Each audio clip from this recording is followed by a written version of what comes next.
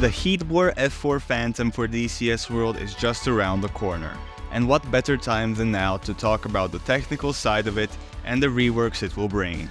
Hey guys, Emils here, and today I'll be sharing my thoughts of the technical improvements that the F-4 Phantom will bring, and also an overview of some of the systems. Alright, let's get into it. They remade the APQ-120 radar as close to the real thing as possible, as well as creating a new electronic warfare simulation. The AN-APQ-120 radar is a solid-state pulse radar. It has the ability to provide reference to the weapon systems, do ground mapping, as well as air-to-air intercept.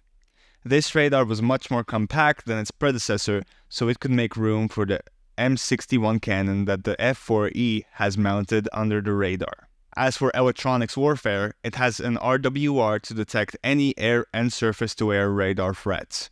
It can also carry an ALQ-131 ECM pod for extended protection. Reworking and making new systems will give us, pilots, the most accurate representation of the real FCR and electronics warfare usage. And these simulations will help develop the same systems for future Heatblurs modules. I for one can't wait to test these systems out.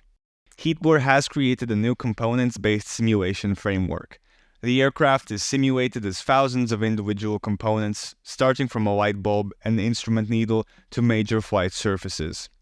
Each component will be individually simulated and influencing the aircraft as a whole. It will give a much more accurate aircraft simulation with each part affected by another part.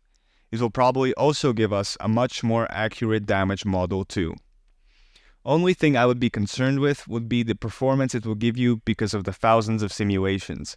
Of course, I believe Heatblurs will have figured out a way to limit the performance impact of it, but if aircraft are getting more accurate and complicated, then they will probably also become more resource hungry, but that's just my thoughts and I could be wrong. An interesting thing to play around with would be if we could save the wear and tear of the aircraft, even just within one campaign. So for example, a light bulb would get dimmer and dimmer with each mission unless it's replaced, or a TGP motor being slower than others. Now, I don't think that DCS currently has the capability to do this and would require the ability to save aircraft conditions, but hey, we can dream. Now, I already talked a lot about Jester in my previous F-4 Phantom video. You can check that out by clicking the card or the link in the description. But it's important to realize with the advancements of AI since the release of the F-14, Jester 2.0 will almost definitely be more advanced and will be able to do much more and be proactive, which will give us a more sophisticated flying experience.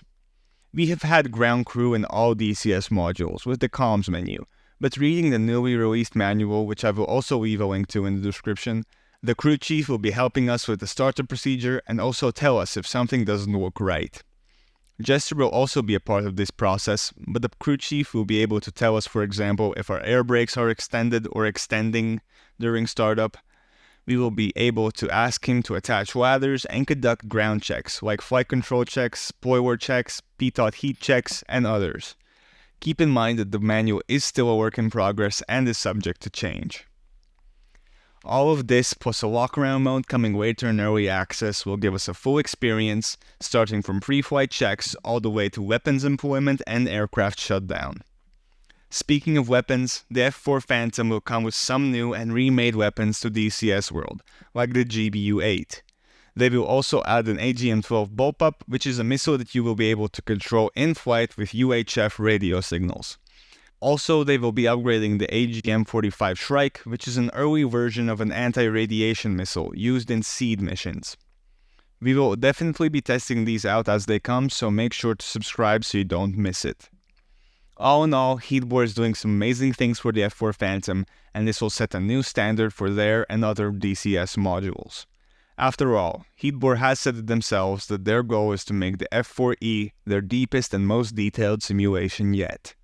Alright, that's it for me, and I will see you guys next time. Bye!